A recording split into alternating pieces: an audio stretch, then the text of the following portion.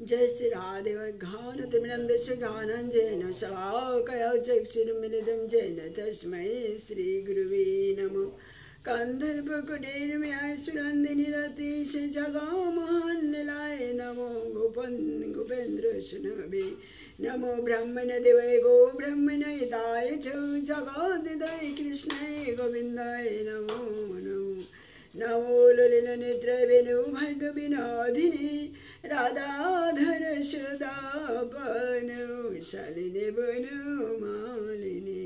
हे कृष्ण करुणा सिंधु दीनबंधु जगत्पते गोपेश गोपिका कांत राधाकांत नमोस्तुते।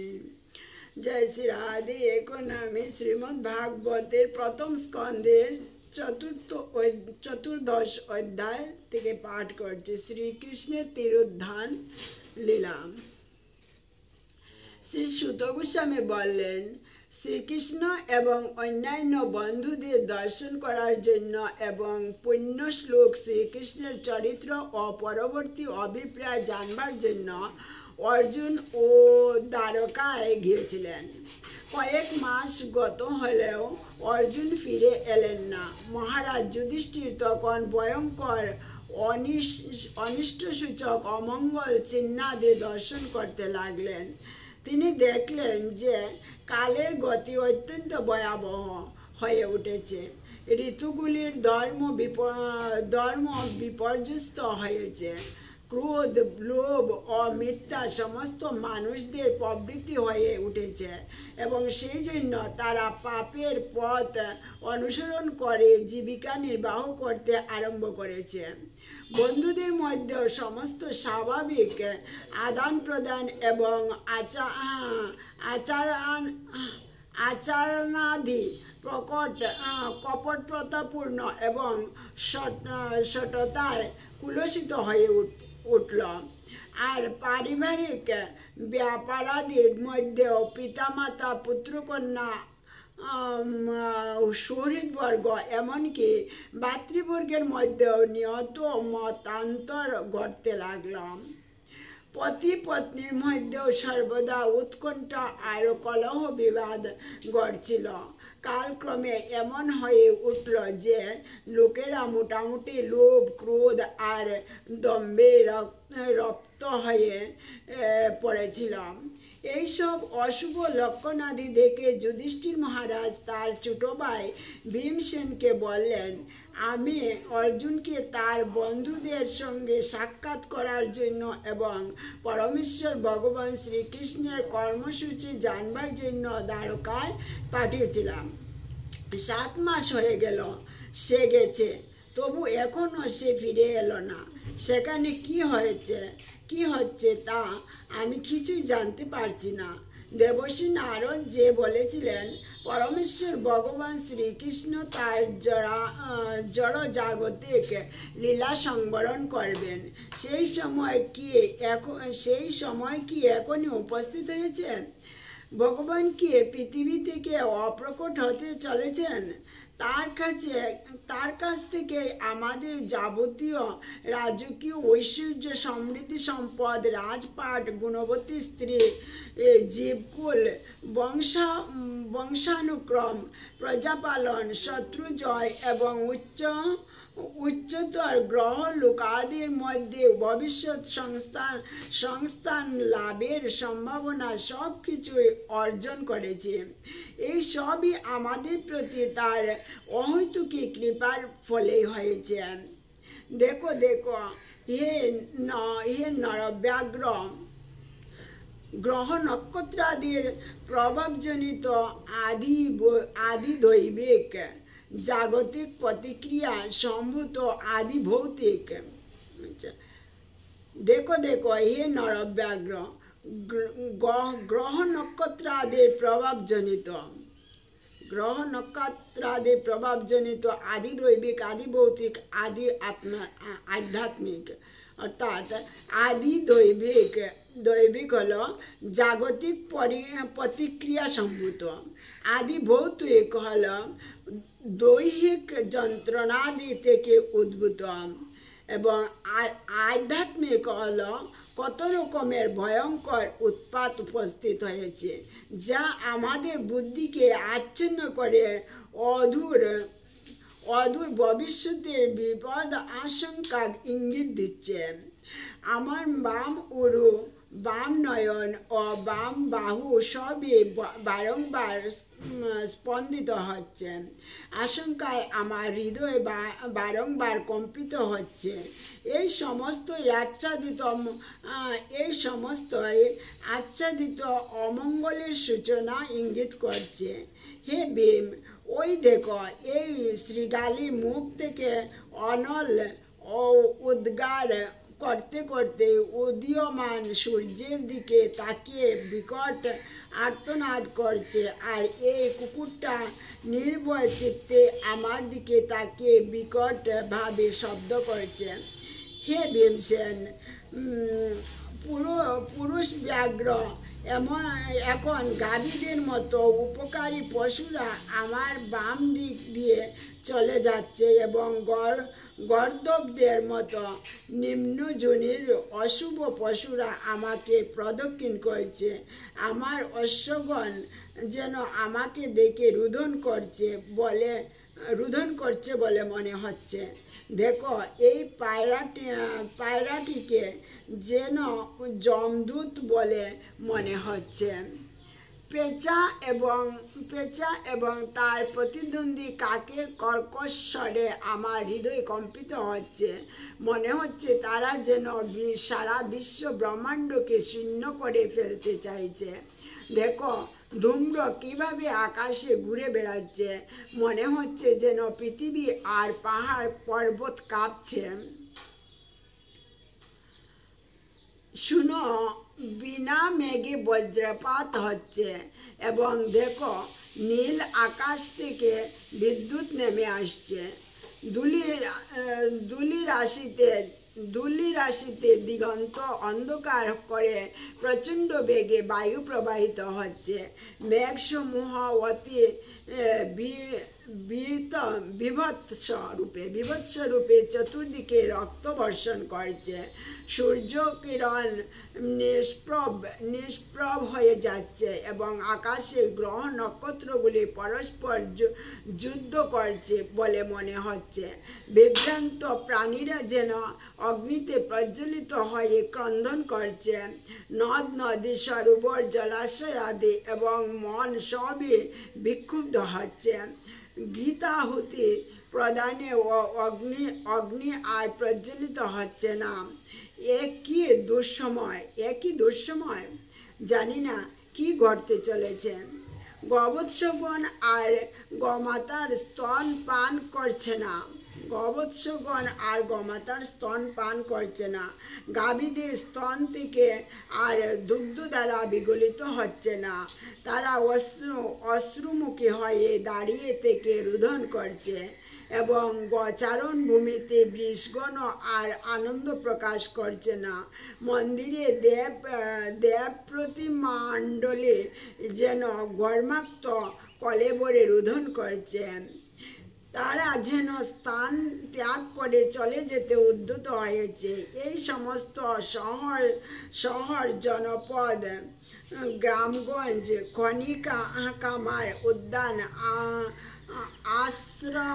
আশ্রমাদি সবই যেন এখন শ্রীভ্রষ্ট ও নিরানন্দ হয়েছে। জানি না আরো কত বিপর্যয় আমাদের জন্য প্রতীক্ষা করে আছে।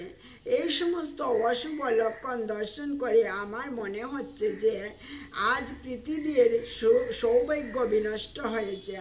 পরমেশ্বর ভগবানের পাদপদ্মের চরণ চিহ্নিত হওয়ার সৌভাগ্য অর্জন করেছিল ধরিত্রী। এই সব লক্ষণ আদি নির্দেশ করছে যে তা আর থাকবে না। হে ব্রাহ্মণ শৌনক, পৃথিবীতে সেই সময়ে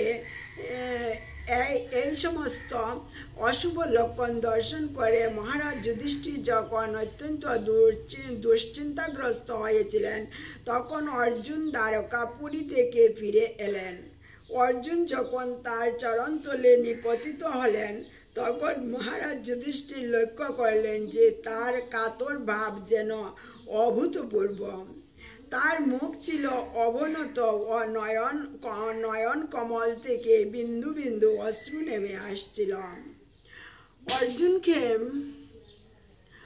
অর্জুনকে এইভাবে হৃদয়স্পর্শী উদ্বেগ উৎকণ্ঠায় কান্তিহীন অবস্থায় দেখে মহারাজ যুধিষ্ঠির নারদ মুনির ইঙ্গিত স্মরণ করে সৌহৃদ বর্গের সমক্ষে অর্জুনকে জিজ্ঞাসা করলেন, ভাই আমাকে বলো, আমাদের বন্ধু বান্ধব আর আত্মীয় স্বজনেরা মধু, ভোজ, দর্শা ও আহ, সাত্যদম, অন্ধক ও বিঞ্চিরা অর্থাৎ যদুবংশের সকলে কুশলে আছেন তো? আমার শ্রদ্ধেয় মাতামহ সুরসেন মঙ্গলে আছেন তো?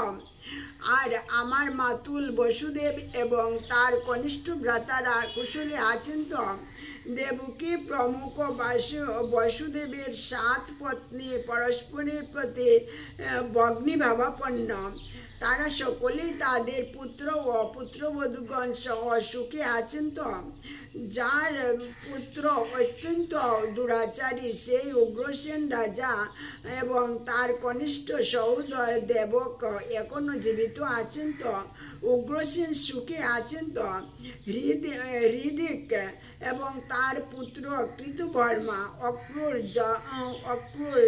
জয়ন্ত, গদ, সারণ ও শত্রুজিৎ এরা সকলে ভালো আছেন তো? ভক্তের প্রভু বলরাম কুশলে আছেন তো? বিঞ্চি বংশের মহান সেনাপতি প্রদ্যুম্ন কেমন আছেন? আর যুদ্ধে অতিশয় পরাক্রমশালী ভগবানের অংশ প্রকাশ অনিরুদ্ধ আনন্দে আছেন তো? সুসেন, চারুদেশ, জাম্বুবতীর পুত্র শাম্ব এবং শ্রীকৃষ্ণের অন্যান্য প্রধান পুত্রগণ ঋষভ আদি তাদের পুত্র সহ ভালো আছেন তো? শ্রুতদেব, উদ্ধব প্রভৃতি শ্রীকৃষ্ণের অনুচরগণ এবং শ্রী বলরাম ও শ্রীকৃষ্ণের বাহুবলে সুরক্ষিত সুনন্দনন্দ প্রভৃতি আমাদের অন্যান্য পরম সৌহৃদ শাশ্বত শ্রেষ্ঠগণ কুশলে আছেন তো? তারা আমাদের কুশল চিন্তা করেন তো? সেই ব্রাহ্মণদের হিতকারী ভক্তবৎসল গোবিন্দ পরম পুরুষোত্তম ভগবান শ্রীকৃষ্ণ দ্বারকাপুরীতে সুধর্মা নামক সবাই সুহৃদবর্গ পরিবেশিত হয়ে সুখে আছেন তো? আদি পুরুষ ভগবান শ্রীকৃষ্ণ সারা জগতের মঙ্গল সাধন, প্রতিপালন এবং উন্নতি সাধনের উদ্দেশ্যে যদুকুল রূপ সমুদ্রের মধ্যে অনন্ত দেব বলরাম সহ অবস্থান করেছেন। আর যদুবংশীয়রা শ্রীকৃষ্ণের বাহুবলের দ্বারা সংরক্ষিত আর নিজ নগরী দ্বারকাপুরীতে বৈকুণ্ঠনাথের অনুচর বর্গের মতো ত্রিলোক পূজিত হয়ে পরম আনন্দে বিহার করছেন। সত্যভামা প্রমুখ দ্বারকার মহর্ষিগণ ভগবানের চরণ সেবা রূপ মুখ্য কর্ম সম্পাদন করে ভগবানকে দেবতাদের পরাভূত করতে প্ররোচিত করেছিলেন। এইভাবে তার মহর্ষিরা ইন্দ্রপত্নী শচীদেবীর ভোগযোগ্য পারিজাত পুষ্প উপভোগ করেন। যদুবীরগণ পরমেশ্বর ভগবানের বাহুবলের প্রভাবে প্রতিপালিত হয়ে সর্বতোভাবে ভয়হীন হয়ে থাকেন। আর তাই শ্রেষ্ঠ দেবতাদের যোগ্য এবং বলপূর্বক অধিকৃত সুধর্মা নামের সভাগৃহটিতে তারা তাদের চরণ দ্বারা পদদলিত করে বিচরণ করেন। হে ভ্রাতা অর্জুন, তোমার নিজের সমস্ত কুশল তো? তোমার শারীরিক দীপ্তি নষ্ট হয়ে গেছে বলে মনে হচ্ছে। তুমি দীর্ঘকাল দ্বারকায় ছিলে বলে কি তারা তোমায় অবজ্ঞা প্রদর্শন করেছেন বা তোমার যথোচিত সম্মান রক্ষা করেননি? কেউ কি তোমাকে অপ্রীতিকর অশুভ কথা বলেছে কিংবা যে কিছু প্রার্থনা করেছে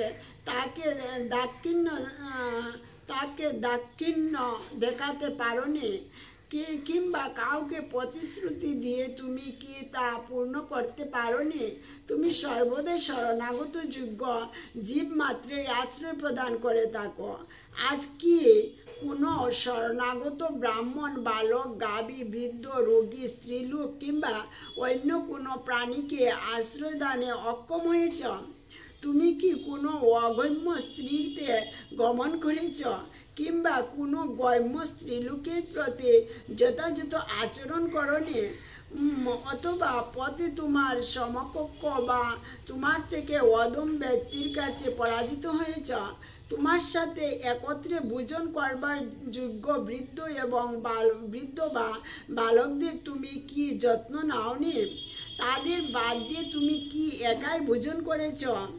ক্ষমার অযোগ্য কোনো গর্হিত কর্ম কি তুমি করেছ? অথবা তোমার অতি প্রিয়তম সখা শ্রীকৃষ্ণের বিরহে তুমি কি শূন্যতা বোধ করছ?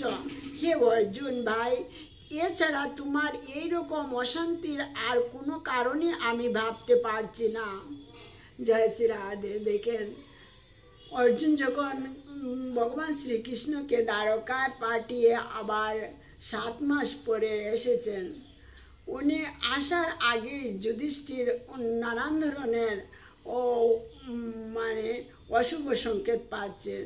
তাই যুধিষ্ঠির এদিকে চিন্তা করছেন আর এদিকে অর্জুন এসেছেন, অর্জুনকে নানান ধরনের প্রশ্ন করছেন। হে অর্জুন, তুমি কি কারোর সাথে এভাবে কথা বলেছ বা কাউকে তুমি কিছু করেছো? নানান ধরনের প্রশ্ন করছেন। এখানে তো পাঠ করছি, আপনারা শুনতে পারবেন। এই ধরনের প্রশ্ন করার অর্থ হচ্ছে অর্জুনের মুখ বিষাদগ্রস্ত ছিল। অর্জুনের মুখ বিষাদগ্রস্ত ছিল কেন? পরবর্তী পাঠে আপনারা শুনতে পারবেন। ভগবান শ্রীকৃষ্ণ বলেছেন এখন কলিযুগ আসছে, সব ধীরে ধীরে যেতে হবে, তাই এই জন্যই ছিল অর্জুনের মুখ বিষাদগ্রস্ত।